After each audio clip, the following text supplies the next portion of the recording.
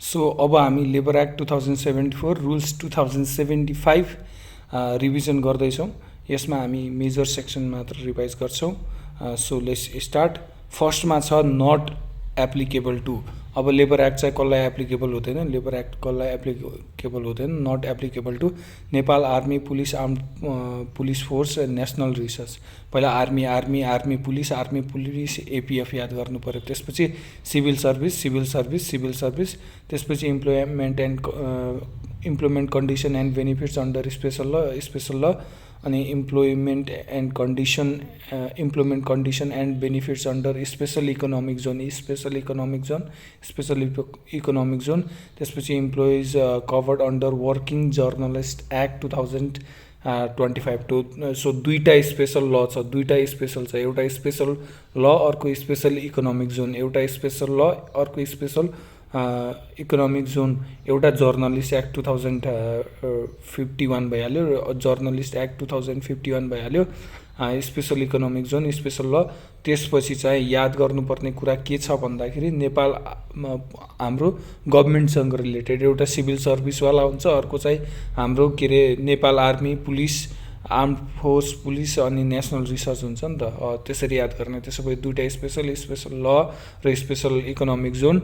अर्को चाहिँ गभर्मेन्टसँग related civil service Nepal army, Nepal police, armed police force र नेसनल रिसर्च, अनि वर्किङ जर्नलिस्ट एक्ट 2051 अन्तर्गतका इम्प्लोइ। मिनिमम स्यालेरी रेमुनरेसन भनेको बेसिक स्यालेरी प्लस अलाउन्स हुन्छ। मिनिमम स्यालेरी अहिलेलाई 12,170 प्लस 7,890 गरेर 19,550, 19,550, 19,550 छ।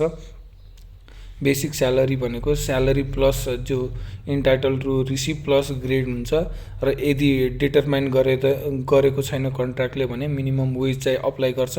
क्यालकुलेसन गर्दाखेरि बेसिक रेमुनरेसन चाहिँ एटलिस्ट पनि 60% अफ द लास्ट 3 मन्थ भनेको लास्ट 3 मन्थको स्यालेरीको 60% चाहिँ हुनुपर्छ। मिनिमम रेमुनरेसन चाहिँ फिक्स गरिदिन्छ गभर्मेन्ट अफ नेपालले। यसको बारेमा हामी पछाडि पनि जान्छौँ। कर्पोरेट बडी भनेको के हो भन्दाखेरि कुनै पनि company private firm, partnership firm, cooperative association, organisation, यसले profit for profit and non profit सबै कभर गर्छ। Establish under laws for industry, occupation or service, profit or non profit association र अर्गनाइजेसनहरूलाई पनि लेबर लजहरू लाग्छ। त्यसपछि जाउँ हामी इम्प्लोइमेन्ट पिरियडभित्र। Leave period, unpaid leave period, medical leave period र लिभ विथ रेमुनरेसन सबै कभर गर्छ। यो एक्ट चाहिँ मिनिमम स्ट्यान्डर्ड हो। This act sets minimum standards for workers and employment matters. If the employment contract provides remuneration or benefits lesser than it, the contract shall be void to that extent. यो act चाहिँ minimum standards हो for workers and employment matters. यदि कुनै पनि employment कन्ट्र्याक्टले यो एक्टमा भनेको भन्दा यो एक्टमा लेखेको भन्दा कम अथवा त्योभन्दा लेसर बेनिफिट्स दिन्छ भने त्यो कन्ट्र्याक्ट आफैमा भोइड हुन्छ। To that extent only. Bonded force labour, bonded labour, bonded केमा 4 मा, बोन्डेड केमा 4 मा, चाइल्ड केमा 5 मा, चाइल्ड केमा 5 मा, बोन्डेड केमा 4 मा, बोन्डेड केमा 4 मा, चाइल्ड केमा 5 मा, बोन्डेड केमा 4 मा, चाइल्ड केमा 5 मा। अब बोन्डेड भन्दाखेरि चाहिँ फोर्स लेबर चाहिँ प्रोहिबिटेड हुन्छ भनेर भन्नु पर्यो। Force labour is prohibited directly अथवा इन्डाइरेक्टली गरे पनि फोर्स लेबर चाहिँ प्रोहिबिटेड छ। Force labour is prohibited except for civil community punishment भनेको चाहिँ के हो? यदि civil obligation when nation requires punishment ordered by court, अनि त्यसपछि community service as a member दिनु पर्यो भने त्यसलाई बोन्डेड अथवा फोर्स लेबर बन्दैन। अब बोन्डेड त अलि बढी इलिगल हो नि त, त्यसैले अलि ठुलो फाइन छ। ठुलो फाइन भनेको 5 लाखसम्म जरिवाना र imprisonment up to 2 years. 5 lakh 5 lakh fine, 5 lakh fine, 2 years imprisonment, 5 lakh fine, 2 years imprisonment, 5 lakh fine, 2 years imprisonment.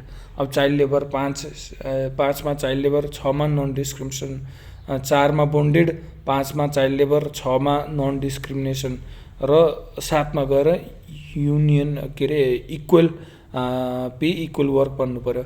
4मा bonded labour, 5मा चाइल्ड लेबर, 6मा नन डिस्क्रिमिनेसन र 7मा गएर इक्वल पे। चाइल्ड लेबरमा के भनेको छ भन्दाखेरि employment of children before 14 years, employment of children below 14 years is strictly prohibited. त्यहाँ के थियो, फोर्स लेबर डाइरेक्टली अथवा इन्डाइरेक्टली स्ट्रिक्टली प्रोहिबिटेड थियो भने यता इम्प्लोइमेन्ट बिलो के अरे employment of children below 14 years, below 14 years चाहिँ स्ट्रिक्टली प्रोहिबिटेड छ। अन्डर सेक्सन 3 अफ CLPRA भनेको child labour protection and regulation act भनेर एउटा छुट्टै एक्ट छ। त्यसले चाहिँ के भन्छ भन्दाखेरि no child between 15 to 17 shall be engaged in any risky business or work referred in this schedule भनेर भनेको छ। कुनै पनि रिस्की वर्कमा चाहिँ लगाउनु मिल्दैन, तर सेफ वर्कमा चाहिँ लगाउनु मिल्छ। 15 देखि 18 सम्मको 15 देखि 18 सम्मको बच्चालाई 15 देखि 18 सम्मको लागि, 14 लाई त न सेफ न रिस्की इन्भाइरोमेन्टमा कुनैमा पनि काम गराउन लगाउन मिल्दैन भने चाहिँ हाम्रो यो के अरे 15 देखि 18 वर्षको बच्चालाई चाहिँ हामीले सेफ वर्कमा चाहिँ लगाउन मिल्छ, risky business as referred in सेड्युलमा चाहिँ लगाउन मिल्दैन। पनिसमेन्ट के हुन्छ भन्दाखेरि सेक्सन 32A अनुसार of child labour prohibition and regulation act CLPRA, the entrepreneur engaging a minor in illegal work shall be liable to the punishment imprisonment up to 3 महिनासम्म imprisonment, 10,000 fine कम छ। यो चाहिँ अलि फाइन कम छ, यो चाहिँ फाइन अलि कम छ। कसरी याद गर्ने भन्दाखेरि 3 महिना 10,000। 3 महिना कसरी याद हुन्छ, CLPRA को सेक्सन 3 ले नै भन्छ नि त 15 देखि 18 वर्षको व्यक्तिलाई चाहिँ इङ्गेज गर्न मिल्छ। त्यसैले त्यहाँबाट 3 महिना याद गर्नु पर्यो, 3 महिना याद गर्नु पर्यो। अनि 10,000 कहाँ छ भन्दाखेरि हाम्रो जुन इम्प्लोइमेन्ट कन्ट्र्याक्ट पर पर्सन चाहिँ कति फाइन हो, 10,000 हो नि त, त्यही 10,000 याद गर्नुपर्ने। ओभरअलमा चाहिँ 5 लाख पनि छ नि त। त्यो 5 लाख फाइन कहाँ चाहिँ छ भन्दाखेरि माथि बोन्डेड फोर्स लेबरको 5 लाख फाइन भनेको टोटल फाइन इम्प्लोइमेन्ट कन्ट्र्याक्टवालाको म्याक्सिमम फाइन। अनि त्यसपछि individual fine per person fine 10,000 छ भने यता पनि याद गर्नु पर्यो 10,000 नै हो। अनि सेक्सन 3 हो, त्यसैले 3 महिना चाहिँ इम्प्रिजनमेन्ट हुनसक्छ भनेर याद गर्नु।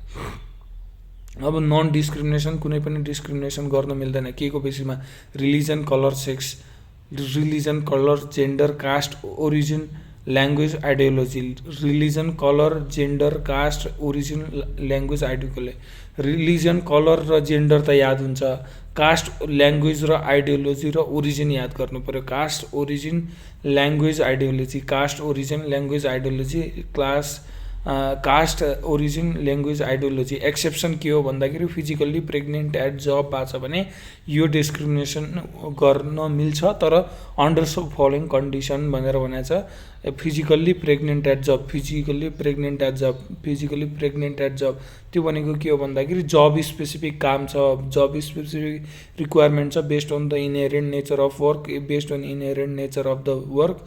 Pregnant female worker can be assigned with suitable work without pay reduction, physically challenged worker assigned suitable can be assigned suitable responsibility. Physically कोही च्यालेन्ज छ भने, प्रेग्नेन्ट फिमेल वर्कर हो भने अर्को जबको रिक्वायरमेन्ट हो बाई इनहेरेन्ट नेचर, त्यसको भए पनिसमेन्ट 1 लाख 1 लाख 1 लाख 1 लाख 1 लाख। यसको नन डिस्क्रिमिनेसन गरेको पनिसमेन्ट 1 लाख, डिस्क्रिमिनेसन गरेको पनिसमेन्ट 1 लाख।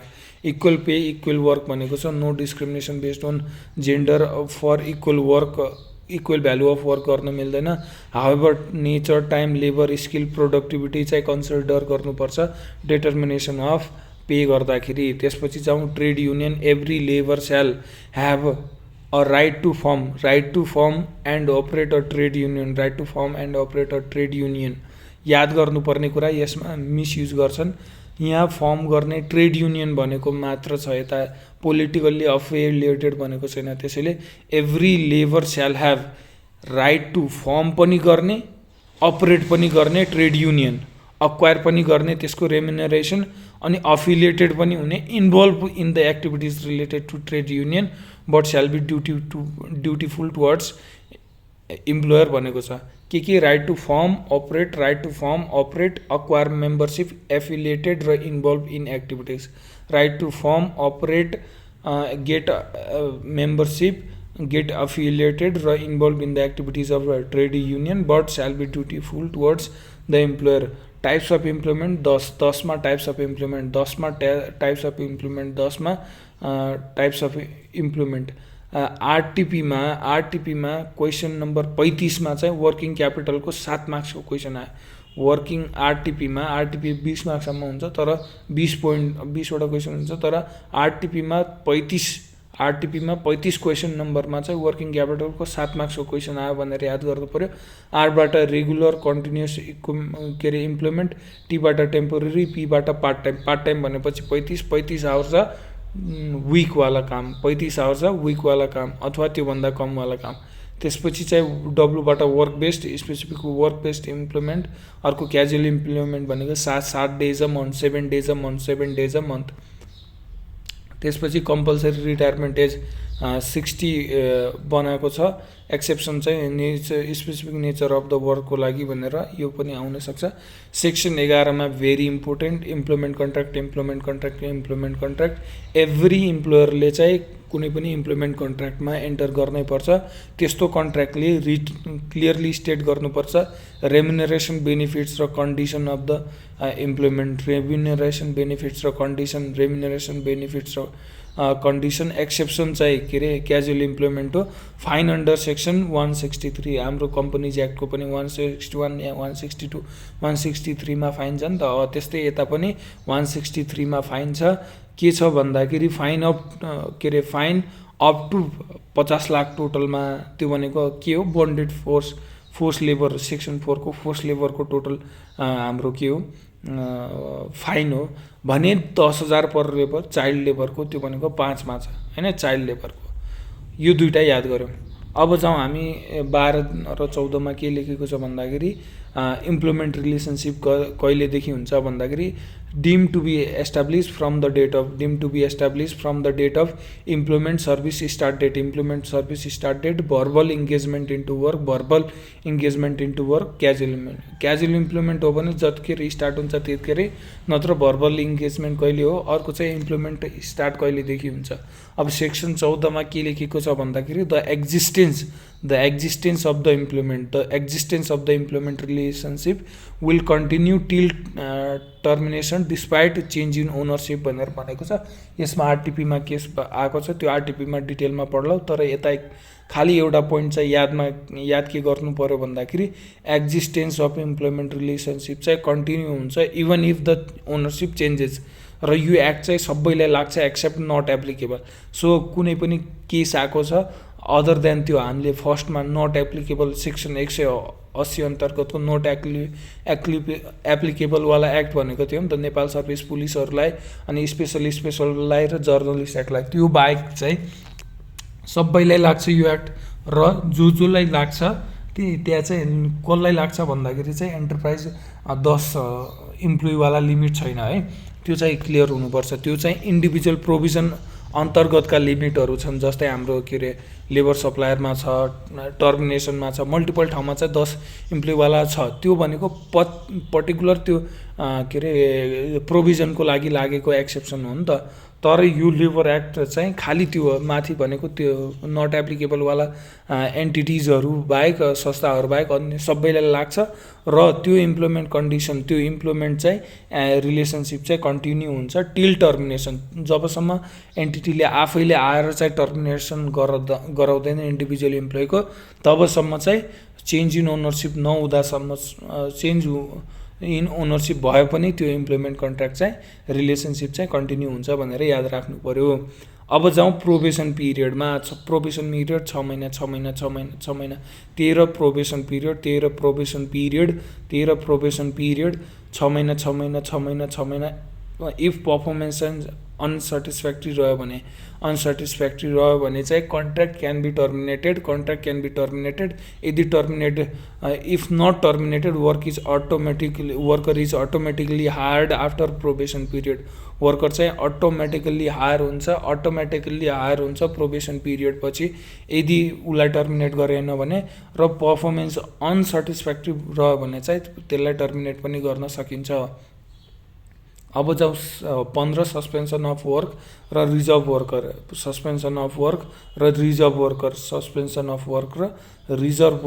र सिजनल एन्टरप्राइज यो सिमिलर सेक्सन भएर सबै सँगै राखिदिएको छु।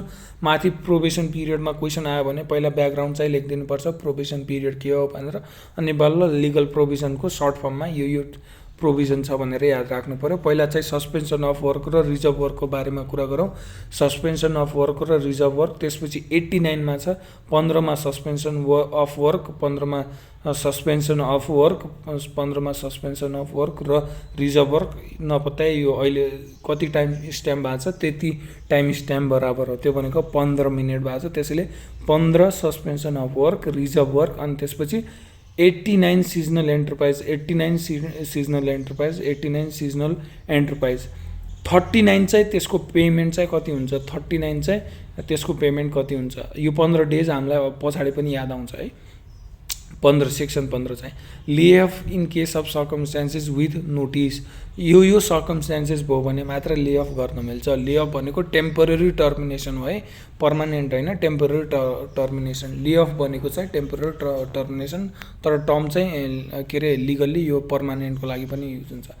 सो लेअफ चाहिँ कुन स्पेसल सर्कमस्टान्सेसमा गर्न मिल्छ भन्दाखेरि in case of shortage of water, electricity, र material funds or due to uncontrollable events भनेको बत्ती र पानी त याद भइहाल्छ। र मेटेरियल र फन्ड पनि याद गर्नु पऱ्यो, र मेटेरियल र फन्ड पनि याद गर्नु पऱ्यो। माथि स्पेसल सर्कमस्टान्सेस छ भने अभियसली यता अनकन्ट्रोलेबल इभेन्ट्स त हुने नै भयो, इक्जाम्पल कोभिड-19। सो लेअफको ड्युरेसन कति हुन्छ भन्दाखेरि फर्स्टमा 15 दिनवाला केस छ, त्यसपछि मोर देन 15, किनकि सेक्सन 15 हो त्यसैले 15 दिनसम्मको छुट्टै छ र मोर देन 15 डेज छुट्टै छ। 15 दिनसम्मको चाहिँ employers can lay off on their own आफै चाहिँ के अरे इम्प्लोयर्सहरूले के गर्न सक्छ, लेअफ गर्न सक्छ। मोर देन 15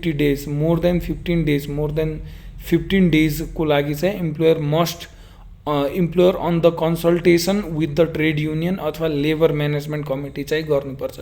सो 15 दिनसम्म लेअफ गर्ने हो भने आफै गर्न सक्छ, 15 दिनसम्म आफै गर्न सक्छ, र 15 दिनभन्दा बढी गर्ने हो भने consultation of the trade union / labour management कमिटीको गर्नै पर्छ। सेक्सन 39मा भनेको छ पेमेन्ट कति गर्नुपर्छ ड्युरिङ द लेअफ पिरियड। यो त अब मेरो कन्डिसन आएर मैले हटाउँ नि त, इम्प्लोइको त मर्जी थिएन, बाई नेचर पनि होइन, त्यसैले एट लिस्ट पनि हाफ भनेको 50% of the remuneration 50% until the work resumes for permanent labour चाहिँ दिनुपर्छ। Employee shall not be required to give attendance unless mention, जबसम्म मेन्सन गर्दैन तबसम्म चाहिँ अटेन्डेन्स चाहिँ दिनु पर्दैन। Employees hired for the labour office provides may also be के अरे लेड अफ भनेको इभन लेबर अफिसबाट हायर गरेको इम्प्लोइजहरू पनि लेअफ गर्न सकिन्छ। त्यसपछि चाहिँ सिजनल एन्टरप्राइज डेफिनेसन के छ, दुईवटा पर्टिकुलर सिजनल एन्टरप्राइज भन्ने बित्तिकै 89 आइहाल्यो। 89 आउने बित्तिकै याद गर्नु पऱ्यो सिजनल एन्टरप्राइज हो भने अभियसली ओन्ली एउटा पर्टिकुलर सिजनमा आइदर समर अथवा विन्टरमा, जस्तै समर क्याम्प्सहरू भयो अनि ब्रिक इन्डस्ट्री भयो, पर्टिकुलर सिजनमा मात्र अपरेट गर्ने अथवा कति हुन्छ त के अरे 360 को हाफ 180 डेज अपरेट गर्ने in a year, 180 days operate गर्ने in a year, 180 days operate गर्ने in a year. Example brick industry, summer क्याम्प्सहरू आइहाल्यो। त्यसपछि वर्कर्स इन रिजर्भ भनेको छ during off season regular workers receive at a least 25% of the remuneration भनेको workers in reserve during off season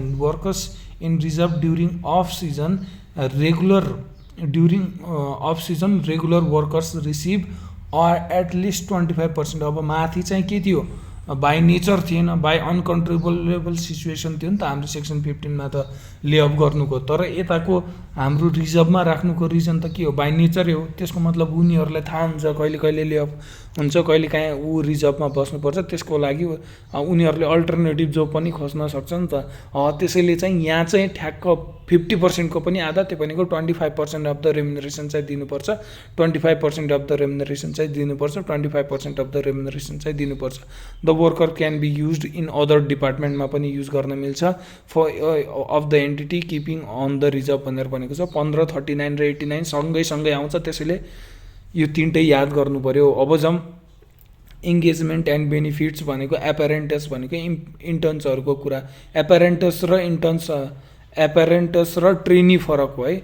एपेरेन्टस र trainee फरक हो, एपेरेन्स र ट्रेनी चाहिँ फरक हो, त्यति याद राख्नु पर्यो। 16, 17, 18मा यो प्रोभिजनहरू लेखेको छ, खासै इम्पोर्टेन्ट छैन। त्यसैले सुपरफास्ट जान्छु। म्याक्सिमम हाम्रो नर्मल जसरी राखेको छ, नर्मल लेबरको प्रोभिजन जे छ त्यति नै लाग्छ, बस अलि फरक तरिकाले मात्र भन्नु पर्यो। पहिला 16 इङ्गेजमेन्ट अफ एपेरेन्टस र interns.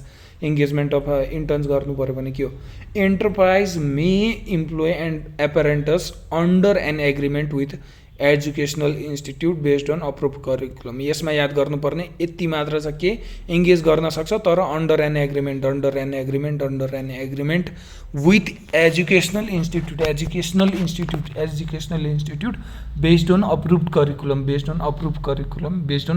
Curriculum not considered labour under this act unless employed contrary to the curriculum. भनेको यो चाहिँ लेबरहरू जसरी ट्रिट गर्न मिल्दैन, जस्तो जेनरल लेबर प्रोभिजन छ नि त्यस्तो चाहिँ लगाउनु मिल्दैन, अनलेस त्यस्तो व्यक्तिलाई चाहिँ contrary to the curriculum, against the curriculum hire गरिन्छ भने त्यस्तो केस बाहेक चाहिँ यिनीहरूलाई चाहिँ के अरे हामीले अपेरेन्टस इन्टर्न चाहिँ ट्रिट गर्नुपर्छ। र यसको प्रोभिजनहरू के छ भन्दाखेरि अन जब ट्रेनिङ हुनुपर्छ र यिनीहरूलाई चाहिँ लेबर कन्सिडर गर्नु हुँदैन, पहिला त्यो याद गर्नु पर्यो। Maximum working hour 8 hours a day, 48 hours a week, normal त्यही नै छ। अकुपेसनल हेल्थ एन्ड सेफ्टी चाहिँ इन्स्योर गर्नुपर्छ। Provision apply if they were labourers. त्यसपछि in case of accident employer must provide medical treatment र कम्पन्सेसन अनलेस अग्रिड। भनेको occupational health and safety याद गर्नु पर्यो। Other condition as per agreement चाहिँ agreement र बिट्विन इन्स्टिट्युट र एन्टरप्राइज अनुसार हुन्छ भनेर भनेको छ। त्यसपछि ट्रेनी, यो हामी जुन सी आर्टिकल भन्छौँ त्यसलाई लाग्ने चाहिँ यो माथिवाला हो होइन, इन्टर्न्सवाला हो। अनि त्यसपछि चाहिँ किनकि एजुकेसनल इन्स्टिट्युट हो नि त, आइक्यान चाहिँ अब प्रोफेसनल भयो, जेनरली कुनै टियु एमबिएको प्रोग्रामहरू आउँछ भने त्यस्तो केसमा चाहिँ लाग्ने यो माथिको 16 र 17। अब अन जब ट्रेनिङ भनेको कसैले पनि के अरे कोर्स भ्याइसक्यो तर उसले डाइरेक्ट यो चाहिँ तलमाथि भएको छ, अन जब ट्रेनिङ चाहिँ तल हुनुपर्ने, जो चाहिँ कन्सिडर लेबर गर्न मिल्छ। अर्को एपेरेन्टस भनेको अन्डर एजुकेसनल करिकुलम र तिनीहरूलाई लेबर भन्न मिल्दैन, ठ्याक्क तलमाथि भएको छ।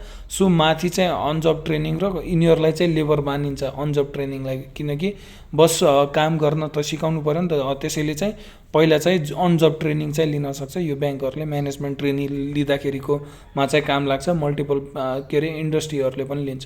अन जब ट्रेनिङ चाहिँ अलाउ हुन्छ, अन जब ट्रेनिङ अलाउ हुन्छ। ट्रेनिङ पिरियड म्याक्सिमम 1 वर्ष, प्रोबेसन कति थियो 6 महिना, त्यसको इन्टु 2 त्यो भनेको 1 वर्ष। 1 वर्ष unless specified by law training period चाहिँ 1 वर्ष हुनेछ। Minimum benefits, minimum remuneration, social security, PF, gratuity, insurance र सिक लिभ दिनुपर्ने छ।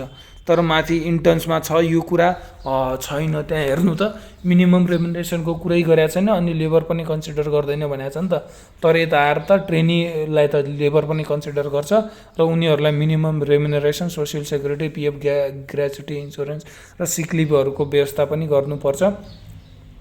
अर्को चाहिँ कुनै पनि अब्लिगेसन हुने छैन, no obligation to retain trainee, no obligation to retain trainee after training, no obligation to retain trainee after training. However, if hired probation period does not apply, if hired probation period does not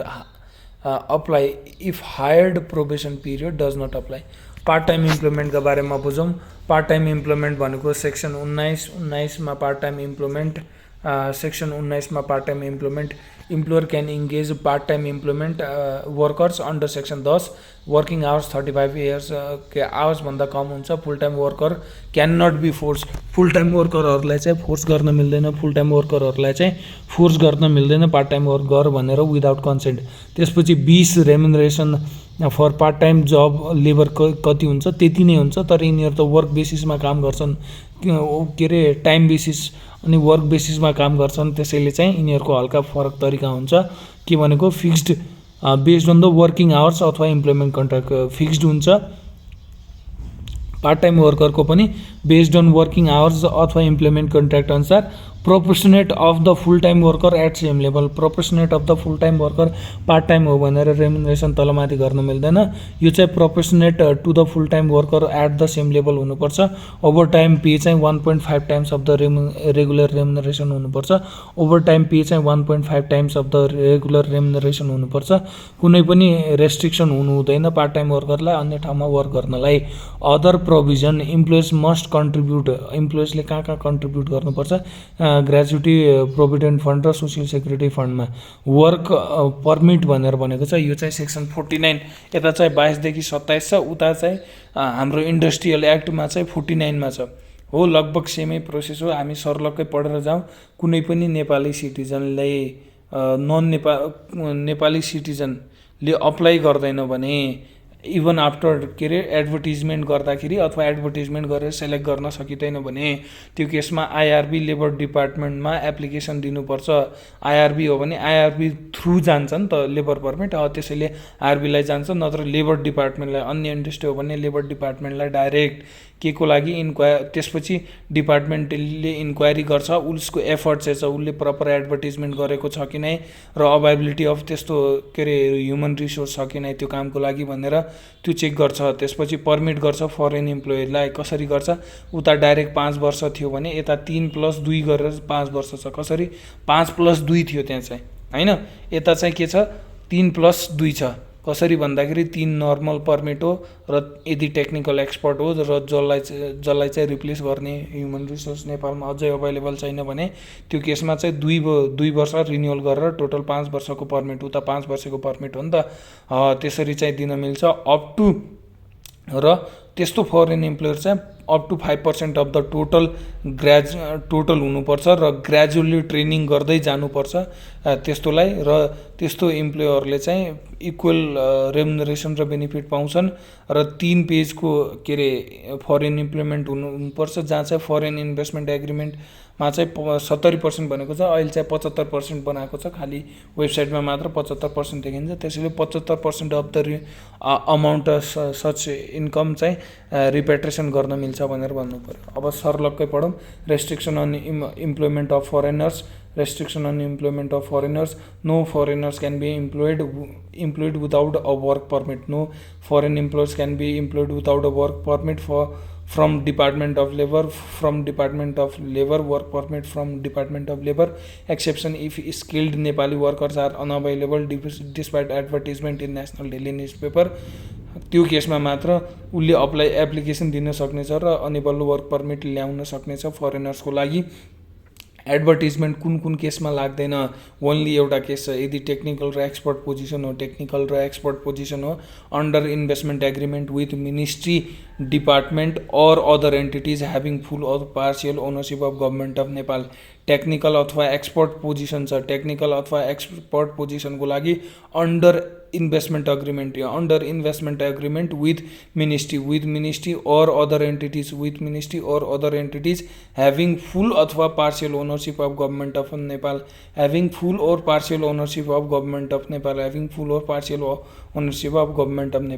work पर्मिटको application process के हो भन्दाखेरि फर्स्टमा advertisement गर्नुपर्छ national news पेपरमा। यदि कुनै पनि नेपालीले अप्लाई गर्दैन अथवा क्यान बी सेलेक्टेड भनेको छ, यता no one can be selected भनौँ। Employer must apply for work permit with evidence, the department may issue work permit, the department may issue work permit after inquiry, after inquiry चाहिँ work permit दिनेछ भनेर भनेको छ। इम्प्लोयरको obligation के हुन्छ, इम्प्लोयरको है जसले त्यो वर्क पर्मिट लिएको थियो त्यसको अब्लिगेसन के हुन्छ, ट्रेन गर्नुपर्छ त्यस्तो नेपाली सिटिजनहरूलाई to replace the foreign workers gradually. Fees र कन्डिसनहरू अफ वर्क पर्मिट चाहिँ एज प्रेस्क्राइब बाई लज हुन्छ भनेको उसले फी चाहिँ उठाउन सक्छ वर्क पर्मिट लिँदाखेरि। जस्तै युएसमा H1B भिजाको लागि $1 जस्तो माग्छ नि, हो त्यस्तै नेपालमा पनि फिज एन्ड कन्डिसन चाहिँ वर्क पर्मिटको लागि माग्न सक्छ।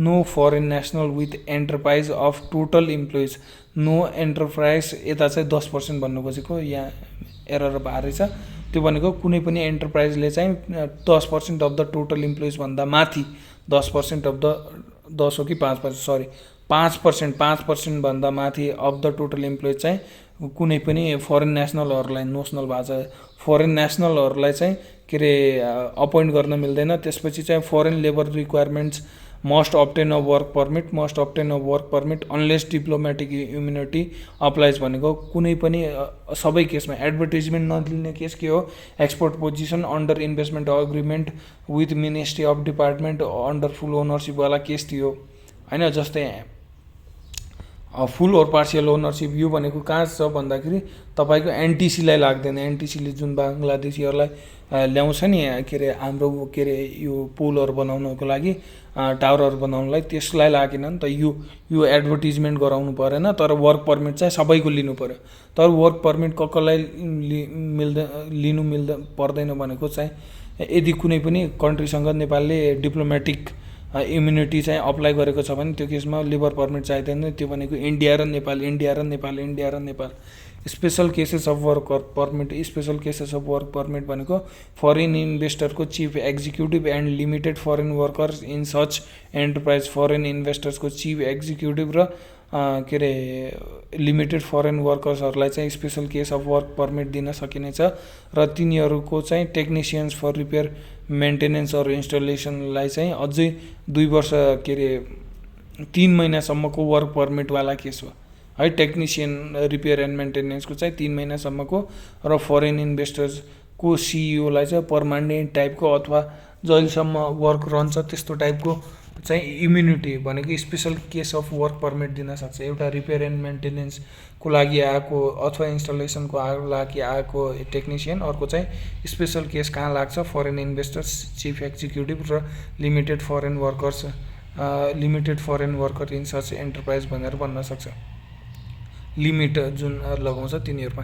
त्यसपछि इम्प्लोइमेन्ट कन्ट्र्याक्ट एन्ड रेम्युनरेसन भनेको छ contract must be in English or language that worker understand गर्ने ल्याङ्ग्वेजमा अथवा इङ्ग्लिसमा हुनुपर्छ। Foreign workers can repatriate their salary to foreign currency. Remuneration and benefits चाहिँ at least equal to the minimum standard हुनुपर्छ। Maximum contract duration कतिको लागि दिन सक्छ, 3 वर्षको लागि र 2 टाइम चाहिँ के अरे गर्न सकिन्छ भनेर बुझ्नु पऱ्यो। उता चाहिँ स्पेसल टेक्निसियन छ भनेर बनाएको थियो, उता के अरे इन्डस्ट्रीको वर्क पर्मिट चाहिँ 5 वर्ष छ। अब रुल 7मा एप्लिकेन्टले के डकुमेन्ट्सहरू सब्मिट गर्नुपर्छ डिपार्टमेन्टको अगाडि प्रायर टु इम्प्लोइङ फरेन सिटिजनलाई अप्लाई गर्नुभन्दा अगाडि के डकुमेन्टहरू पेश गर्नुपर्छ। Original copy of the publish job advertisement, original copy job एडभर्टिजमेन्टको पब्लिस हो अभियसली। अब फ्लोमा जा माथि के भनेको थियो के अरे एडभर्टिजमेन्ट गर्नुपर्ने भनेको थियो नि त, त्यसको पब्लिसको ओरिजिनल कपी चाहिँ त्यो पब्लिस न्युजपेपरको ओरिजिनल कपी ल्याउनु पर्यो। त्यसपछि त्यो न्युजपेपरको एडभर्टिजमेन्टको होइन, त्यसपछि चाहिँ अटेस्ट गर्नुपर्छ passport having validity of 6 month.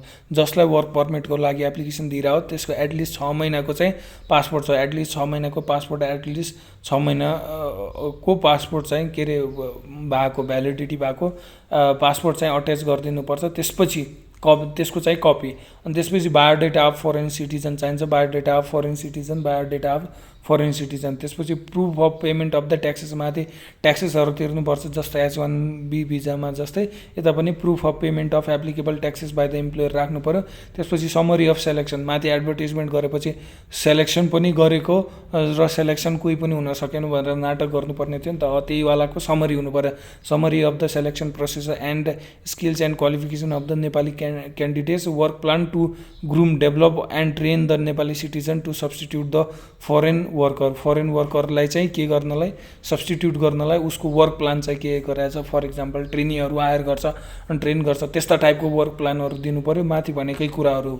त्यसपछि copy of the work approval from the ministry of home affairs, यदि त्यहाँ कुनै पुलिस रिपोर्ट केही चाहिन्छ भने होम अफेयर्सबाट चाहिँ हाम्रो के चाहियो, गृह मन्त्रालयबाट वर्क अफ अप्रुभल चाहियो भनेर भनेको छ। अनि त्यो केसमा चाहिँ 7 दिनभित्र फिट्टामा इन्भेस्टमेन्ट अग्री गरे जस्तै 7 दिनभित्र उसले भेरिफिकेसन अफ डकुमेन्ट गरेर नोटिफाई गर्न सक्छ। यदि रिजेक्टेड गर्यो भने र एक्सेप्ट गर्यो भने चाहिँ डिपार्टमेन्टले वर्क पर्मिट चाहिँ 30 र 7 दिनभित्र नोटिफाई, 30 दिनभित्र वर्क पर्मिट, 7 दिनभित्र नोटिफाई, 30 दिनभित्र वर्क पर्मिट। अब याद गर्न खासै गाह्रो छैन यो पोइन्टहरू, किनकि 3टा पोइन्ट त माथि छ एडभर्टिजमेन्टको, एडभर्टिजमेन्ट र ट्रेनिङको होइन, 4वटा पोइन्ट। फर्स्टमा एडभर्टिजमेन्ट गरेको छ भने त्यसको त ओरिजिनल कपी दिनु पऱ्यो। त्यसपछि सेलेक्सन गरेको छ भनेर भनेको छ भने त्यो summary of selection of the procedure and skills and qualification of the Nepalese candidates पुगेन भनेर त्यसको समरी दिनु पऱ्यो। अनि मैले चाहिँ यसलाई रिप्लेस गर्छु भनेर भने हुन्छ नि त ग्रेजुअल ट्रेनिङ, त्यसको चाहिँ वर्क प्लान नेपाली सिटिजनलाई कसरी ट्रेन गर्छ टु सब्स्टिट्युट फरेन सिटिजन, यो 3टा भइहाल्यो। त्यसपछि रिलेटेड टु द हाम्रो फरेन वर्कर चाहियो, त्यसको बायोडेटा चाहियो, त्यसको पासपोर्ट चाहियो, एटलिस्ट 6 महिनाको भ्यालिडिटी भएको। अनि त्यसपछि कपी अफ वर्क अप्रुभल चाहियो, के अरे मिनिस्ट्री अफ होम अफेयर्सबाट यदि एप्लिकेबल हुन्छ भने। त्यसपछि पैसा त तिर्नु पऱ्यो, त्यसैले proof of payment of the applicable taxes by the employer हुनु पऱ्यो। त्यसपछि जाउँ वर्किङ आवर्स के हुन्छ, सुपर फास्ट जान्छु। वर्किङ आवर्स के हुन्छ, 8 आवर्स 48 आवर्स, रेस्ट चाहिँ यदि half an hour of rest दिनेछ, 5 आवर चाहिँ कन्टिन्युस वर्क छ भने continuous work continuous hours of work 5 hours भयो भने हाफ आवर चाहिँ रेस्ट पिरियड हुन्छ। कन्टिन्युस वर्क भइरहेछ भने रेस्ट चाहिँ टर्न बाई टर्न, रेस्ट चाहिँ टर्न बाई टर्न, रेस्ट चाहिँ टर्न बाई टर्न। त्यसपछि चाहिँ कसैलाई कम्पेल गर्न मिल्दैन त ओभर टाइम वर्क गर भनेर, रेस्ट पिरियड चाहिँ वर्किङ आवरभित्र हुन्छ, कसैलाई कम्पेल गर्न मिल्दैन ओभर टाइम काम गर भनेर। तर एक्सेप्सन याद गर्नुपर्छ है, ओभर टाइम गर्न कम्पेल गर्न मिल्दैन भने म ओभर टाइम गर्न मिल्दैन भनेर भन्न मिल्दैन। तर यदि नट वर्किङ गर्यो भने चाहिँ लाइफ सेफ्टी, हेल्थ र सिरियस लस एन्ड ड्यामेज, अब यो इन्टरप्रिटेसनमा राखिदियो, त्यसैले अभियसली ओभर टाइम भन्यो भने गर्नै पऱ्यो। हेल्थ, लाइफ सेफ्टी र serious damage to the work employer गर्न सक्छ, अथवा कुनै पनि अन्य व्यक्तिको लाइफ सेफ्टी र ड्यामेज, जस्तै कुनै मेडिकल वर्कर छ, मेडिकल वर्करहरूको केसमा चाहिँ म ओभर टाइम गर्न मिल्दैन भन्न मिल्दैन, किनकि त्यो लाइफ हेल्थ र सेफ्टीसँग रिलेटेड हो, अथवा कुनै पनि सिरियस कामहरू भइरहेछ जसले गर्दा फाइनेन्सियल ड्यामेजेसहरू हुनसक्छ भने त्यस्तो केसमा पनि म ओभर टाइम गर्दैन जाभाग, किनकि इम्प्लोइजलाई चाहिँ फोर्स गर्नै मिल्दैन ओभर टाइम गर्नलाई भन्न मिल्दैन। त्यो केसमा ओभर टाइम चाहिँ गर्नै पर्छ। त्यसले ओभर टाइम कति गर्नुपर्छ, ठ्याक्क हाफ भनेको 8 आवर्स कम गर्थ्यो भने 4 आवर्स ओभर टाइम र 24 आवर्स अ विक गर्न मिल्छ। सब्स्टिट्युट लिभ चाहिँ दिएन भने, कसैलाई सब्स्टिट्युट लिभ दिइरहेको छैन भने त्यसलाई चाहिँ ओभर टाइम वर्क भनेर मान्न मिल्छ। त्यो भनेको कुनै स्याटरडेहरू काम गराएको छ र त्यसलाई सब्स्टिट्युट लिभ चाहिँ दिएको छैन भने त्यो पर्टिकुलर केसमा त्यो एन्टायर स्याटरडे गरेको आवर्सलाई चाहिँ ओभर टाइम वर्क भन्न मिल्यो। ओभर टाइममा 1.5% अफ द 1.5 टाइम्स लेखेको छ, यता पर्सेन्ट भनेको छ 1.5 times of the basic remuneration, 1.5 times of the 100 रुपियाँ हो भने 150 रुपियाँ छ, 1.5 times of the basic remuneration दिनुपर्छ। तर म्यानेजरियल लेभल इम्प्लोइज हो भने तिनीहरूलाई अल्टरनेटिभ बेनिफिट्सहरू दिन सकिन्छ as per the contract. Fixation of working hours fixation भनेको छ, इफ इम्प्लोइमेन्ट कन्ट्र्याक्टले वर्किङ आवर्स फिक्स गर्छ भनेको 9 देखि 6 हो कि 10 देखि 12 हो कि के हो, त्यो वर्किङ आवर्स चाहिँ फिक्स गर्नुपर्छ भनेर भनेको छ। त्यो वर्किङ आवर्स चाहिँ आफ्टर इम्प्लोइमेन्ट कन्ट्र्याक्टले मेन्सन गर्छ भने त्यही अनुसार, यदि मेन्सन गरेको छैन भने इम्प्लोयरले डिसाइड गर्नेछ वर्किङ आवर के हुनु छ। Transportation of the female worker भनेर भनेको छ। Transportation of the female worker transportation of female वर्करमा के छ भन्दाखेरि यदि वर्क आवर चाहिँ आफ्टर सनसेट र बिफोर सनराइज र बिफोर सनराइज छ भने इम्प्लोयरले मस्ट अरेन्ज ट्रान्सपोर्टेसन चाहिँ अरेन्ज गर्नुपर्छ, ट्रान्सपोर्टेसन चाहिँ अरेन्ज गर्नुपर्छ फिमेल वर्करको लागि। 34 मा लेबर राइट टु रेम्युनरेसन भनेको छ वर्कर स्टार्ट कहिलेदेखि रेम्युनरेसन स्टार्ट हुन्छ, from the first date of the employment. From the first date of the employment remuneration shall not be less than legal standard भन्दा कम हुनु हुँदैन रेम्युनरेसन, अनि can not reduce the wages. Wages reduce पनि गर्न मिल्दैन, wages reduce पनि गर्न मिल्दैन unless collective agreement. Payment of remuneration कति दिनभित्र गर्नुपर्छ, यदि लेस देन अ मन्थको वर्क हो भने 3 दिनभित्र, लेस देन अ वर्क पहिला क्याजुअल इमिडिएटली, त्यसपछि चाहिँ लेस देन अ मन्थको वर्क हो भने 3 दिनभित्र, लेस देन अ मन्थको वर्क हो भने 3 दिनभित्र, अन्य कुनै पनि कन्डिसनमा 1 मन्थ। पेमेन्ट इन्टरभल पनि 1 महिनाभन्दा बढी एक्सिड गर्न मिल्दैन। अब यो कुरा कहाँ लिङ्क हुन्छ भन्दाखेरि जब हाम्रो रिटायरमेन्ट बेनिफिटको पेमेन्ट हुन्छ नि, त्यो चाहिँ 15 दिनभित्र क्लियर गर्नुपर्छ है। अब एनुअली इन्क्रिमेन्ट चाहिँ हाफ डे रेम्युनरेसनको चाहिँ हाफ डे रेम्युनरेसन चाहिँ बेस्ड अन मन्थली स्यालेरी, मन्थलीको बेसिक स्यालेरीको हाफ डे रेम्युनरेसन चाहिँ ग्रेड दिन मिल्छ।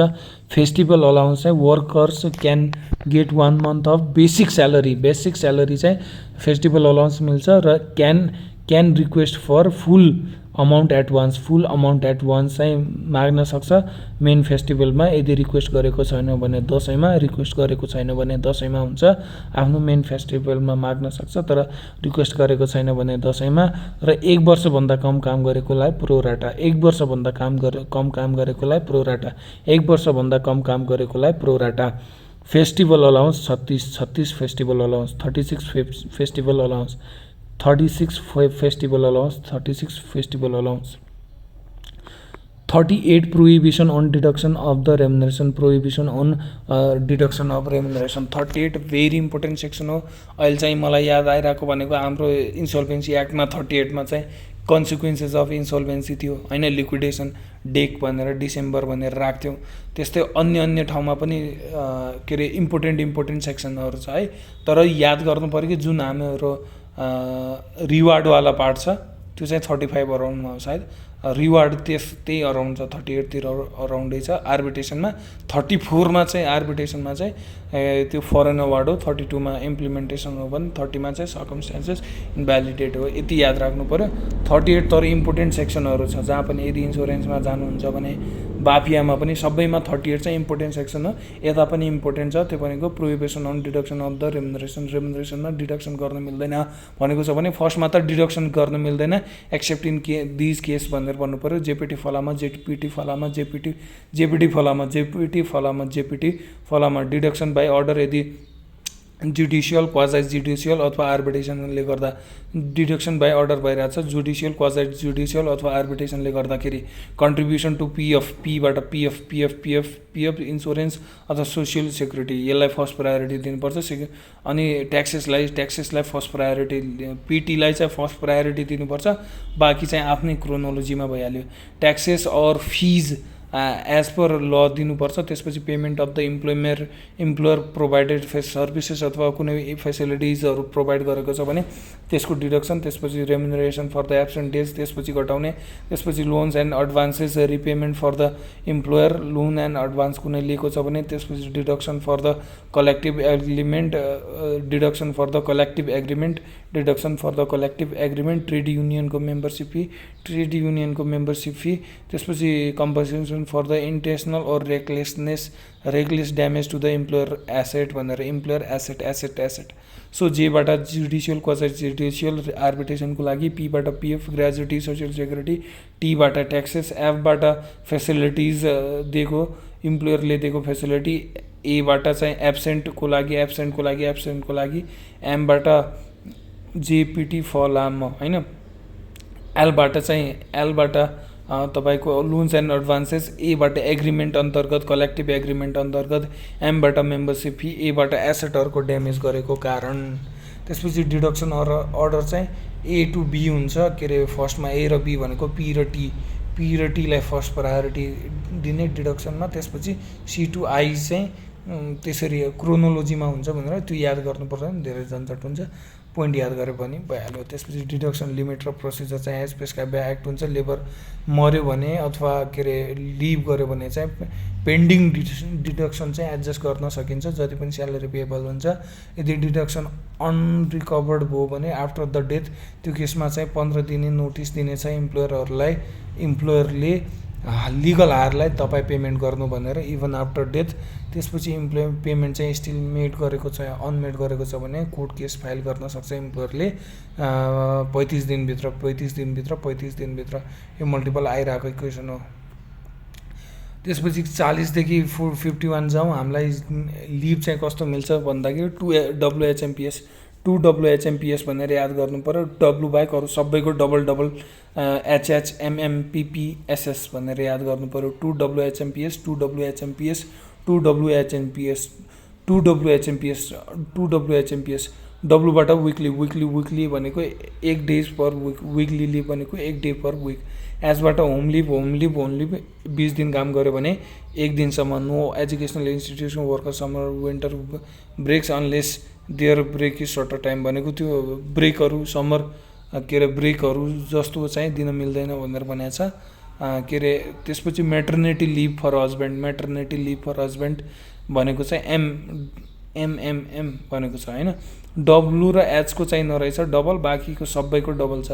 मटर्निटी लिभ फर हस्बेन्ड, अब मटर्निटी लिभ फर एउटा मटर्निटी लिभ भइहाल्यो, त्यो भनेको 14 हप्ता जसमा चाहिँ 6 हप्ता after delivery, 2 weeks before 6 weeks after, 2 weeks before 6 weeks after, 60 days fully paid हुन्छ, 60 डेज फुल्ली पेड हुन्छ, टोटल 14 हप्ता हुन्छ। यदि मिसक्यारेज भयो भने चाहिँ आफ्टर 7 मन्थ्स। यदि एक्स्ट्रा के अरे रेस्ट चाहिँ अनपेड हुन्छ तर एक्स्ट्रा 1 मन्थको अनपेड लिभ मिल्छ, एक्स्ट्रा अनपेडको लिभ हुन्छ यदि रिकमेन्डेसन बाई डक्टर दिएको छ। जस्तै सी सेक्सन टाइपको डेलिभरी भएको छ भने त्यो पर्टिकुलर केसमा 1 मन्थको एक्स्ट्रा लिभ हुने भयो भनेको 14 हप्ता प्लस 1 महिना, 14 हप्ता प्लस 1 महिना हुनसक्छ। र यदि के अरे रिकमेन्डेड बाई डक्टर, यदि स्टिल बर्थ अथवा मिसक्यारेज भएको छ भने after 7 month same leave apply 7 हप्ता पछिको चाहिँ अभियसली मिसक्यारेज भएको छ अथवा स्टिल बर्थ भएको छ भने सेम लिभ चाहिँ लिन मिल्छ भनेर भन्नु पर्यो हैन। 7 महिनापछि के अरे मिसक्यारेज भएको छ भने। त्यसपछि जाउँ हामी मेटर्निटी लिभ फर हस्बेन्ड। यदि वाइफ चाहिँ बित्छ 60 डेज अफ द चाइल्ड बर्थमा हैन, वाइफ चाहिँ बित्छ 60 डेज के अरे बच्चा जन्मेको 60 दिनभित्र चाहिँ यदि वाइफ डाइज, वाइफको डेथ हुन्छ भने the husband can take care for the चाइल्डको केयर लिनलाई चाहिँ आफूले के गर्न मिल्छ, पेड लिभहरू लिन मिल्छ। बर्थ चाहिँ रजिस्टर्ड हुनुपर्छ, मिसक्यारेजवाला केस होइन, बर्थ चाहिँ रजिस्टर्ड हुनुपर्छ। Required must submit birth certificate चाहिँ उसले के गर्नुपर्छ त्यहाँ देखाउनुपर्छ। Accept in case of infant death भयो भने चाहिँ बेग्लै कुरा भइहाल्यो, नत्र चाहिँ बर्थ सर्टिफिकेट चाहिन्छ। रिमेनिङ चाहिँ पिरियड अफ 60 डेज, उसले जति पनि बाँकी पिरियड छ त्यसको चाहिँ 60 डेजसम्म चाहिँ लिभ लिन मिल्छ। 14 हप्तामध्ये जति पनि 60 डेज बाँकी छ 60 डेजसम्म चाहिँ उसले मेटर्निटी लिभ फर हस्बेन्ड लिन मिल्छ। त्यसपछि मर्निङ लिभ, यता एच भनेको चाहिँ दुईवटा एच भनेको एउटा हस्बेन्ड लिभ अर्को होम लिभ, हस्बेन्ड होम हो भने यता मटर्निटी र मर्निङ 14 हप्ता हो भने के अरे मर्निङ त थाहा भइहाल्छ, त्यो भनेको चाहिँ 30 डेज हो नेपाली हिन्दू परम्परा अनुसार, त्यसैले खासै प्रब्लम भएन। म्यारिड फिमेल वर्करले चाहिँ प्यारेन्ट इन ललाई पनि मर्निङको लागि पनि मर्निङ लिभ लिन सक्छ। पब्लिक होलिडे, यदि पब्लिक होलिडे हो भने चाहिँ 13 देखि 14 दिन भनेर भनेको छ, किनकि 13 मर्निङ हो 14 चाहिँ हप्ता हो नि त के अरे माथिको हाम्रो मेटर्निटी लिभ हो नि त, त्यसैले हामीले याद गर्नु पर्यो 13 देखि 14 दिन 14 देखि 14 दिन। फिमेललाई के मिल्छ भन्दाखेरि फिमेललाई वुमन लेबर डे भनेर छुट्टै, international woman day labour day भनेर छुट्टै लिन मिल्छ भनेर भनेको छ। Includes May day female worker also get woman labour day भनेर छुट्टै पाउँछन् if no regulatory authority set by employment. 14 देखि के अरे इन्टरनेसनल वुमन डे पनि उनीहरूलाई छुट्टी दिन्छ। त्यसैले एउटा चाहिँ एक्स्ट्रा पब्लिक होलिडेमा आउँछ भनेर पनि। पेटर्निटी लिभ भनेको छ 14 भइसक्यो भने एउटा बढाइदिने 15 दिन भनेको 13-14 त कुरा गरिसक्यौँ होइन। 13 मर्निङ 14 के अरे हाम्रो मेटर्निटी लिभ थियो भने 13 र 14 हाम्रो के पनि हुने भयो, पब्लिक होलिडे हुने भयो। अब 13 र 14 को कुरा गरिसकेपछि 15 को कुरा गर्नु पर्यो। 15 भनेको पेटर्निटी लिभ हो। 15 भनेको पेटर्निटी लिभ हो ओन्ली इफ वाइफ चाहिँ डेलिभरिङ अ बेबी छ भने। सिक लिभ भनेको 12 दिन। अब 13 पनि भइसक्यो। अब 16 त नहुन सक्छ सिक लिभ, फ्लोमै याद गर्ने 16 त हुन सक्दैन भने के होला त अभियसली 12 दिन हो। Proportional if working lace than a year छ भने 1 वर्षको चाहिँ 12 दिन हो। त्यति 6 महिना काम गर्यो भने 6 दिन सिक लिभ हुने भयो पेड चाहिँ। त्यसपछि लिभ बियोन्ड 3 डेज रिक्वायर्स डक्टरको सर्टिफिकेट। यदि लिभ चाहिँ 3 दिनभन्दा बढी लिने हो भने चाहिँ डक्टरको सर्टिफिकेट चाहिन्छ। In case of sudden illness, यदि सडन इलनेस भयो भने चाहिँ इम्प्लोयर चाहिँ लाई इन्फर्म गर्नुपर्छ। यदि सडन इलनेस भयो भने चाहिँ इम्प्लोयरलाई चाहिँ इन्फर्म गर्नुपर्छ। एसएएफ भनेको छ सब्स्टिट्युट लिभ चाहिँ इक्विभ्यालेन्ट लिभ लिन मिल्छ, तर के अरे प्रोभाइडेड विदिन 21 डेज। यदि दिएन भने चाहिँ अभियसली ओभर टाइम पेवाला भइहाल्यो। त्यसपछि लिभ अकुमुलेसन याद गर्नु पर्यो। अभियसली होम लिभ बढी हुन्छ, त्यसैले त्यसको 90 दिनसम्म अकुमुलेट गर्न मिल्छ भने सिक लिभ चाहिँ 45 डेजसम्म मात्र। Any unused leave beyond the limits is paid annually भनेको कुनै पनि अनयुज लिभ छ भने त्यसलाई चाहिँ एन्युअली पे गर्नुपर्छ। On registration or death remaining balance चाहिँ क्यासमा तिर्नुपर्छ। इयर क्यालकुलेसन फर लिभ भनेको छ स्याल बी बेस्ड अन ल इफ डिफाइन्ड। यदि लले डिफाइन गरेको छ भने ल अनुसार हुनेछ। रेगुलेटरी बडी अनुसार हुनेछ। यदि के अरे लले डिफाइन गरेको छैन भने इयर, त्यसपछि इम्प्लोइमेन्ट कन्ट्र्याक्ट, अनि बल्ल Nepali financial year. Year calculation चाहिँ कसरी गर्ने? पहिला ल अनुसार, त्यसपछि रेगुलेटरी बडी, त्यसपछि इम्प्लोइमेन्ट कन्ट्र्याक्ट, त्यसपछि नेपाली फाइनेन्सियल इयर। इम्प्लोयरको responsibility for the payment of के हुन्छ भन्दाखेरि social security may fund cover the maternity leave. यदि सोसियल सेक्युरिटी फन्डले कभर गर्छ भने त्यो केसमा चाहिँ इम्प्लोयरले कुनै पनि मटर्निटी लिभको लागि पेड लिभहरूको लागि पेमेन्टहरू गर्नु परेन भन्नु खोज्छ। लिभ चाहिँ अब सबैभन्दा बढी कन्फ्युजन यसैमा हुन्छ। मान्छेहरूले के सोच्छन्, लिभ त फेसिलिटी के अरे फेसिलिटी हो, लिभ त राइट हो मेरो, त्यसैले मलाई त लिभ मिल्नुपर्छ भनेर मान्छन् नि त। यसमा चाहिँ केस ल पनि आउन सक्छ। त्यसैले याद के गर्नु पर्यो, लिभ चाहिँ फेसिलिटी हो कुनै राइट होइन। सिक लिभ, मटर्निटी लिभ र mourning leave. Sick leave, maternity leave, sick भनेको हाम्रो 12, मटर्निटी भनेको 14 हप्ता र मर्निङ भनेको 13 दिन। यो बाहेक चाहिँ यति लिभ चाहिँ ग्यारेन्टी गर्नुपर्छ, यति लिभ चाहिँ ग्यारेन्टिड हुन्छ। अदर लिभ चाहिँ shall be provided as per the employer discretion भनेको अरू लिभ चाहिँ उसलाई दिने मन लाग्यो भने दिन्छ, नत्र दिँदैन। इम्प्लोयरले के गर्न सक्छ, रिफ्युज गर्न सक्छ, डिले गर्न सक्छ, एडजस्ट गर्न सक्छ based on work place need. इम्प्लोयरले रिफ्युज गर्न सक्छ, डिले गर्न सक्छ, एडजस्ट गर्न सक्छ based on work place need. र एज पर द अदर लिभहरू चाहिँ as per the discretion of the employer दिनेछ। सिक लिभ, मटर्निटी लिभ र मर्निङ लिभ चाहिँ ग्यारेन्टिड हो। सिक लिभ, मर्निङ लिभ र मटर्निटी लिभ चाहिँ ग्यारेन्टिड हो। अब सेक्सन 52 देखि 57सम्म हाम्रो पिएफवाला कुरा छ, त्यो सुपर फास्ट जान्छ। प्रोभिडेन्ट फन्ड भनेको 10% अफ द बेसिक स्यालेरी, 10% चाहिँ अर्कोले दिन्छ।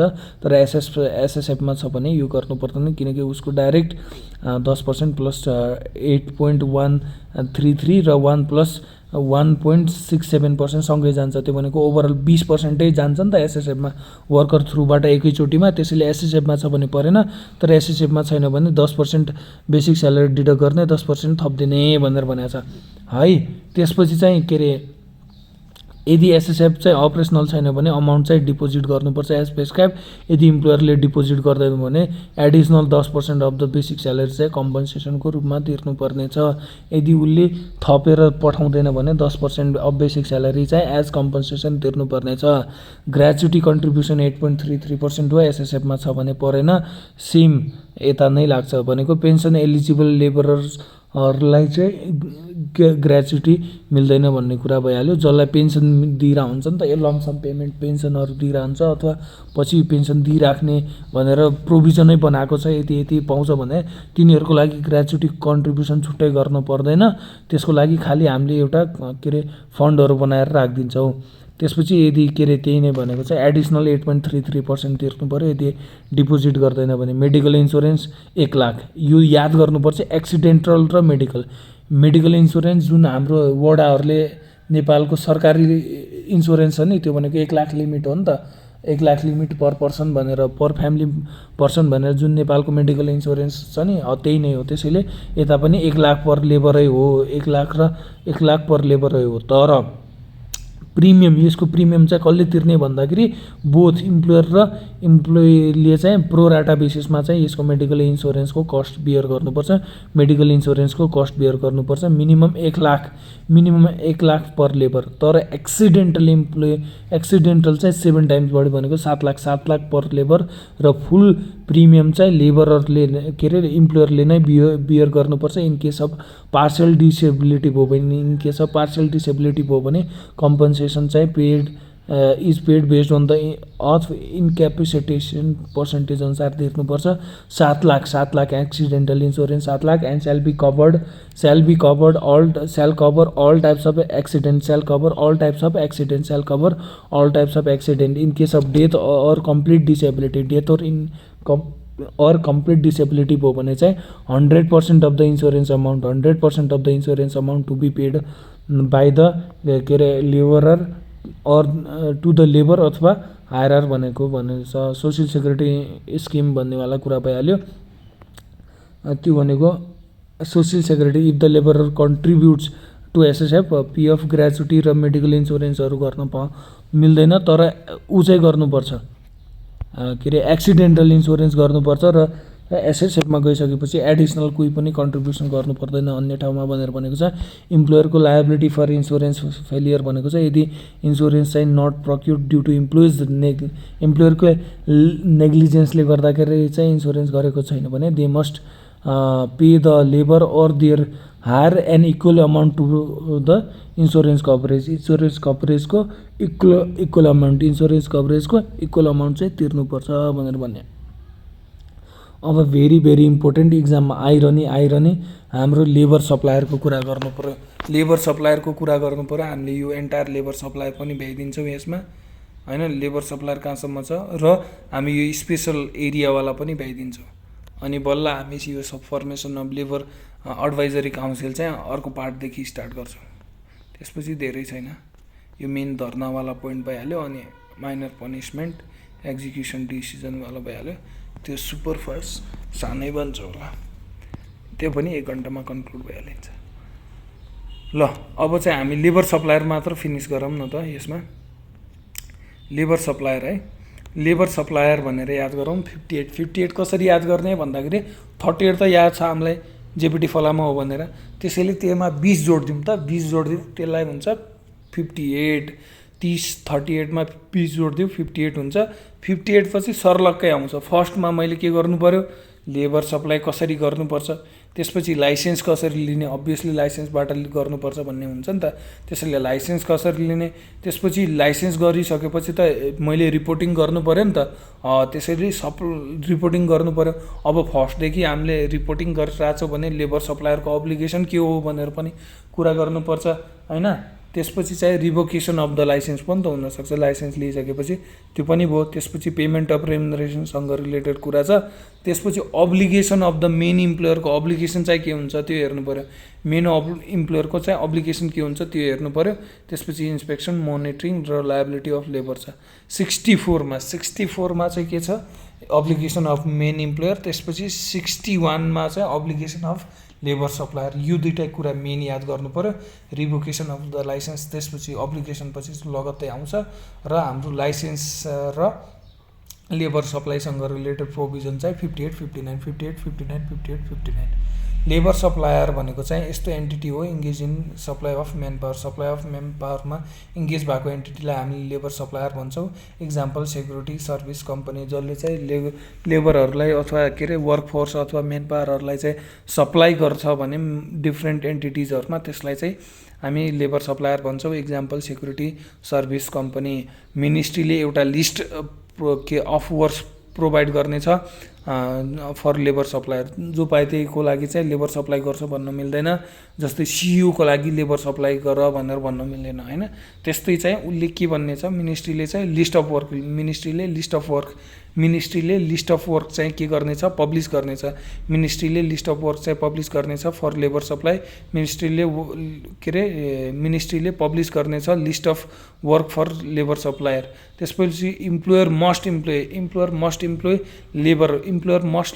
लेबर फर नन कोर वर्कको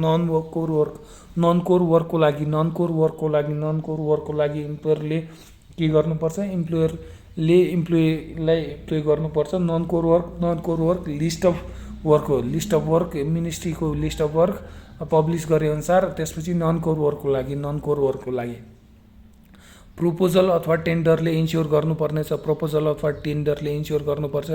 पर्नेछ रेम्युनरेसन र बेनिफिट्स जति एक्टको स्ट्यान्डर्ड अनुसार, भनेको मेन इम्प्लोय जुन मेन इम्प्लोयर हुन्छ नि त्यसले लेबर सप्लायरलाई चाहिँ प्रपोजल बुझाउँ होइन, लेबर सप्लायरले जुन मेन इम्प्लोयरलाई प्रपोजल बुझाउँछ नि त, मैले 50वटा इम्प्लोय यति पर मन्थली रेम्युनरेसनमा लेबर सप्लाई गरिदिन्छु भनेर जुन प्रपोजल बुझाउँछ नि, त्यसमा चाहिँ मिनिमम रेम्युनरेसनहरूको चाहिँ स्ट्यान्डर्ड मिट गर्नुपर्छ र बेनिफिट जुन मिल्छ त्यो मिनिमम चाहिँ मिल्छ भनेर कन्डिसन मिट गरेर मात्र प्रपोजल गर्न मिल्छ।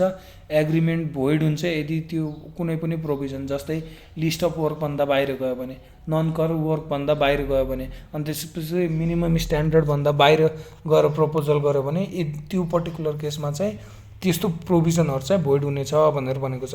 कोर वर्क भनेको चाहिँ त्यस्तो वर्कहरू छ जो चाहिँ directly related to the primary business, जस्तै ब्याङ्किङको डिपोजिटसँग रिलेटेड र हाम्रो डिपोजिट कलेक्सन र लेन्डिङ क्रेडिटसँग रिलेटेड इम्प्लोयहरू चाहिँ हायर गर्न मिलेन नि त। त्यसैले कोर वर्क भनेको refers to the task directly related to the primary business अथवा सर्भिस भनेर भन्यो। र पनिसमेन्ट कति हुन्छ, जति हाम्रो ठ्याक्क 2 लाख, यसको 2 लाख युनिक छ, 2 लाख युनिक छ, 2 लाख इज युनिक होइन। 2 लाख इज युनिक कसरी छ भन्दाखेरि हाम्रो 10,000 पर चाइल्ड लेबरको 5 अनुसार, बोन्डेडको हाम्रो 5 लाख थियो ऊ अनुसार 4 अनुसार, र 6मा नन डिस्क्रिमिनेसन अनुसार कति थियो, 1 लाख थियो भने यो युनिक छ। त्यो भनेको लेबर सप्लायरलाई चाहिँ 2 लाखसम्मको फाइन मिल्छ। टु सम अप लेबर सप्लायरको हो जसले मेन पावरहरू सप्लाई गर्छ, अनि मिनिस्ट्रीले चाहिँ लिस्ट अफ वर्क पब्लिस गर्नेछ लेबर सप्लाई, जसमा लेबर सप्लाई गर्न मिल्छ। इम्प्लोयरले आफ्नो नन कोर वर्कको लागि मात्र लेबर सप्लाई गर्न मिल्छ, आफ्नो नन कोर वर्कको लागि मात्र लेबर सप्लाई गर्न मिल्छ। इम्प्लोयरले मस्ट त्यसपछि प्रपोजल गर्दाखेरि इन्स्योर गर्नुपर्छ सप्लायरले चाहिँ इन्स्योर गर्नुपर्नेछ कि रेम्युनरेसन चाहिँ र बेनिफिट चाहिँ मिनिमम एक्ट स्ट्यान्डर्ड अनुसार प्रपोज गरेको छ, र एग्रिमेन्ट चाहिँ भोइड हुनसक्छ यदि माथिको प्रोभिजनहरू कम्प्लाई गर्दैन भने। नन कोर वर्क भनेको चाहिँ प्राइमेरी बिजनेस बाहेकको वर्क, अनि पनिसमेन्ट चाहिँ 2 लाखसम्म। लाइसेन्स रिक्वायरमेन्ट भनेको चाहिँ a company must obtain licence, कुनै पनि कम्पनीले लाइसेन्स अब्टेन गर्नुपर्ने छ लेबर सप्लाई गर्नको लागि। सप्लाई अफ लेबरको लागि चाहिँ आफ्नो लाइसेन्स चाहिँ अब्टेन गर्नुपर्ने छ। Application must be submitted with required fees and document. Application submit गर्दाखेरि चाहिँ रिक्वायर्ड फिज एन्ड डकुमेन्ट दिनुपर्ने छ। यदि कुनै इफ वान एरिया सप्लायर हो भने चाहिँ लेबर अफिसलाई, र मोर देन 1 एरियामा सप्लाई गर्ने हो भने चाहिँ डिपार्टमेन्टलाई। जस्तै काठमाडौँ एरियामा, फर इक्जाम्पल बानेश्वर एरियामा अथवा काठमाडौँमा मात्र सप्लाई गर्ने हो भने लेबर अफिसलाई मात्र अप्लाई गरे भइहाल्यो। तर नेपाल अधिराज्यभरि सप्लाई गर्ने हो भने डिपार्टमेन्टलाई, नेपाल अधिराज्य हो भने डिपार्टमेन्टलाई के अरे एप्लिकेसन दिने र एउटा एरियामा मात्र सप्लाई गर्ने हो भने लेबर अफिसलाई गर्ने भनेर। अनि त्यसपछि यदि रिजनेबल छ भने डिपार्टमेन्टले अफिसले चाहिँ लाइसेन्स इस्यु गर्न सक्छ 15 दिनभित्र, इन्क्लुडिङ वर्क अफ स्कोप के हुन्छ। र यता चाहिँ डिपोजिट किन याद गर्नुपर्छ भन्दाखेरि यदि पछि उसले तिरेन भने चाहिँ यो डिपोजिट चाहिँ बेचेर चाहिँ अथवा रिकभर गरेर चाहिँ उसले के अरे इम्प्लोइजहरूको त्यो जो लेबर सप्लायरले सप्लाई गरेको लेबरहरूको इम्प्लोइमेन्टहरू रेम्युनरेसनहरू तिर्न सक्छ होइन। 15 दिनभित्र लाइसेन्स स्कोप अफ वर्क हुन्छ। बिजी र डिपोजिट चाहिँ प्रेस्क्राइब अनुसार दिनुपर्ने छ। र कुनै पनि companies can not supply work for more than 2 work र सर्भिसेस, कुनै पनि 2 अथवा 2 टाइपको, जस्तै गरुड सेक्युरिटी छ भने सेक्युरिटीसँग रिलेटेड मात्र भयो, अथवा कुनै रिसेप्सनिस्ट सप्लाई गरिरहेछ भने त्यो रिसेप्सनिस्ट र वर्कर मात्र भयो। अब म डक्टर, इन्जिनियर, पाइलट अनि सबै वर्करहरूलाई चाहिँ सप्लाई गरिदिन्छु भनेर भन्छ भने त्यस्तो चाहिँ मिल्दैन। कम्पनीजहरूले चाहिँ 2टा वर्क अथवा सर्भिसेसको लागि किन हो भन्दाखेरि उसको फोकस चाहिँ मल्टिपल भयो भने चाहिँ उसले इन्स्योर गर्न सक्दैन नि त। लेबरहरूले इम्प्लोइमेन्टहरूले राम्रो रेम्युनरेसन पाइरहेको सबै ठिक छ भनेर त्यो सेफ्टीहरूको सबै कुरा ध्यान दिन सक्दैन। त्यसैले चाहिँ 2टा वर्क अथवा सर्भिसभन्दा बढीको लागि लेबर सप्लाई गर्न मिल्दैन।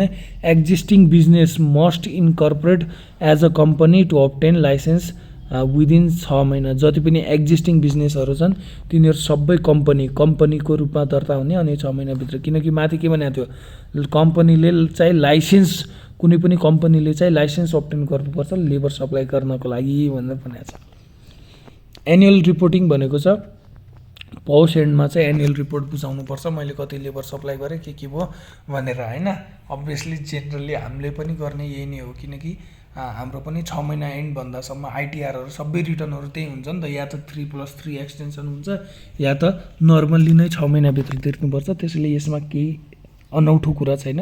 61 मा अब्लिगेसन अफ द कि लेबर सप्लायर चाहिँ के हुन्छ, application of the labour supplier के हुन्छ। अब जहाँ तै सेमै के हो, एउटा एक्ट र रुल चाहिँ गर्नु पर्यो र रेम्युनरेसन, एक्ट र रुल र रेम्युनरेसन त जहाँ पनि हुन्छ। त्यसैले एक्ट र रुल सब कम्प्लाई गर्नु पर्यो। मिनिमम रेम्युनरेसन र बेनिफिट चाहिँ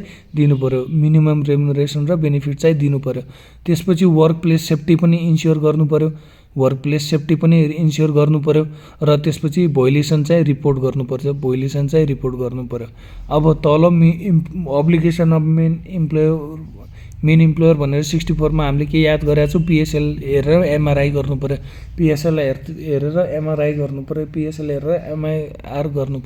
एमआरआई गर्नु पर्यो। पिए भनेको चाहिँ पे रेगुलरली गर्नुपर्छ, सेफ्टी हेल्थ गर्नुपर्छ, लाइसेन्स सप्लायरबाटै अब्टेन गर्नुपर्छ, र आफ्नो मिनिमम स्यालेरी यदि इन्क्रिज भएको छ भने more than agree term minimum main इम्प्लोयरले त्यस्तो के अरे रेम्युनरेसनहरू थपिदिनु पर्ने छ। अनि अर्को नोटिफाई गर्नुपर्ने छ डिपार्टमेन्टलाई। यहीबाट सेफ्टी र कुन आयो, सेफ्टी र रेम्युनरेसन एज पर मिनिमम रेम्युनरेसन, सेफ्टी र एस र एम आयो है। अर्को 2टा त भोइलेसनै छ भनेको फर्स्टमा चाहिँ कम्प्लाई गर्नुपर्छ। यदि कुनै भोइलेसन गरेको छ मेन इम्प्लोयरले भने त्यो चाहिँ रिपोर्ट गरिदिनुपर्छ लेबर सप्लायरले।